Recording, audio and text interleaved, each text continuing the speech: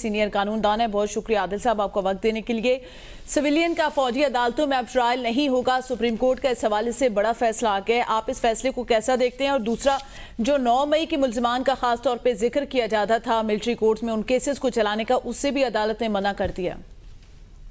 Ji thank you very much. बिल्कुल ये फैसला जो है ये एक्सपेक्टेड था और मेरे ख्याल है कानून और आइन की रूह से भी ऐसे ही है। ये जो सिविलियंस होता है उनकी मखसूस अदालतें, दहशतगर्दी की अदालतें, नॉर्मल अदालतें मौजूद होती हैं और एज पर दी आर्मी एक्ट ये सिर्फ सर्विस में जो फौजी हों उन्हीं का जो है ये हो सकता है। तो मेरे ख्याल है ये खुश आइन फैसला है। इससे 9 मई के मुल्जिमान जो अंडर ट्रायल हैं उनका भी खत्म हो के नॉर्मल अदालतों में केस चलना शुरू हो जाएगा। अच्छा बैरिस्टर आदिल, ये भी बताइएगा, इसमें खासतौर पे जिक्र किया गया कि कुछ केसेस हैं, कुछ जराइम की नौयत ऐसी होगी जिनके केसेस फौजी अदालतों में चलाए जाएंगे, तो उन जराइम की तफसीलात के हवाले से बताइएगा कि किस नौयत के जराइम जो है उनके केसेस चलेंगे फौजी अदालतों में। देखिए जी, ये कुछ जराइम जो हैं, ये जो आईनी तरमीम हुई थी चंद साल पहले जिसमें दहशतगर्दी के जो मुल्जमान थे जो डायरेक्ट जो है वो फौज से लड़ते थे, उन जराइम को उन्होंने एक कंसिडर किया कि वो आर्मी कोर्ट्स में उनका वो ट्रायल हो सकता है। अदरवाइज ये जिस तरह 9 मई के उनको लेके आर्मी कोर्ट्स में लेके जा रहे थे वो बनता नहीं था, क्योंकि वो एक एहतजाज था। एहतजाज की नजर में आड़ में आके थोड़ा सा मामला बढ़ गया, तो इस वजह से अदालत ने इसको आइन के मुतसादम करार दिया गया है। क्योंकि अगर इसको ये डिक्लेयर कर देते तो कल को कोई भी केस जो था, कोई भी जुर्म जो साबित। लेकिन बैरिस्टर आदिल, उनकी एफआईआर जो 9 मई के मुजमान की एफआईआर थी उसमें दहशतगर्दी की दफात शामिल की गई थी।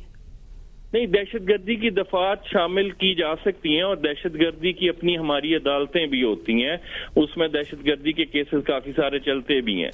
तो दहशतगर्दी के केसेस जो हैं वो मिलिट्री कोर्ट्स में जाने की जरूरत नहीं होती। वो दहशतगर्द हार्डकोर क्रिमिनल्स जो फौज से डायरेक्टली जो है वो लड़े होते हैं, जैसे कि हमारे ये पख्तूनख्वा के इलाके में लड़ रहे थे, उस वक्त के लिए वो आइन की तरमीम की गई थी और वो मिलिट्री कोर्ट्स में उनको जो है वो उसका ट्रायल होता था। अच्छा आदिल साहब, ये भी साथ ही साथ बता दीजिएगा, ये तो अब आपने बताया जिस तरह सूरत हाल बनी है, आर्मी एक्ट के सेक्शन 2D1 को आइन से मुतसादम करार दिया गया है। हमारे देखने वाले नाज़रीन के लिए ये थोड़ा सा एक्सप्लेन कीजिएगा कि ये जो सेक्शन 2D1 है ये बेसिकली कहता क्या है और इसमें बात क्या की गई है?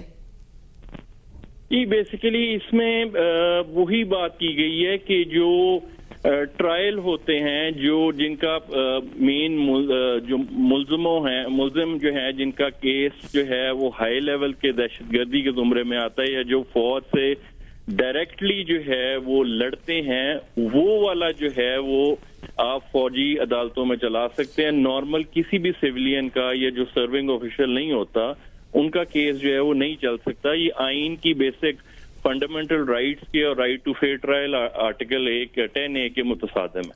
सही। बैरिस्टर आदिल हमारे साथ ही रहे। बशारत राजा भी हमारे नुमाइंदे जो इस वक्त सुप्रीम कोर्ट में मौजूद हैं। बशारत राजा, आपने डेफिनेशन सुनी बैरिस्टर आदिल ने इस हवाले से की, जुराइम की नौयत के हवाले से अगर आपके पास तफसीलात हैं तो शेयर कीजिएगा नाजरीन के साथ कि क्या नौयत के जुराइम हैं जिनकी चलेंगे केसेस मिलिट्री कोर्ट में।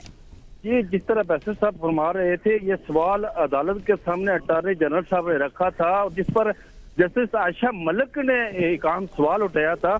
उन्होंने ये पूछा था अटॉर्नी जनरल से कि आप जिस आइन और कानून और जिनकी बातें कर रहे हैं ये तो आर्मड फोर्सेस के लिए ये कानून है, ये सिविल के लिए कानून नहीं है।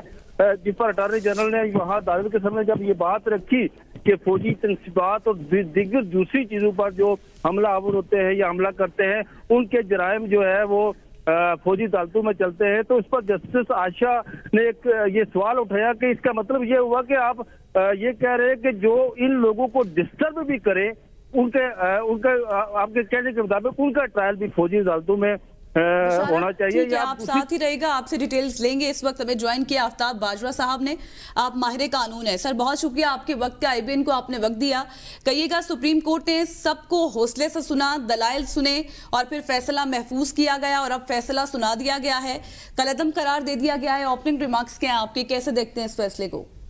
ये देखिए, ये फैसला जो है हम वकला तो पहले ही ये फैसला जो है इस पे कर चुके थे कि ये फौजी अदालतें इंशाल्लाह कानून और आइन के मुनाफी हैं और उनकी सरासर आइन की खिलाफ वर्जी है, क्योंकि आइन के अंदर अदालतों की डेफिनेशन दी गई है, उस डेफिनेशन में फौजी अदालतें नहीं आती।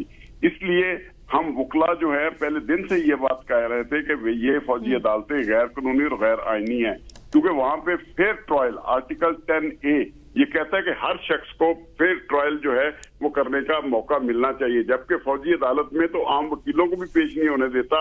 आप अपने डिफेंस में कोई शहादत भी नहीं दे सकते। आप जो भी है वहां पे जो उनके जजेस होते हैं, मेजर होता है बैठा या कर्नल बैठा होता है, उसने हाँ या ना में जवाब लेना होता है।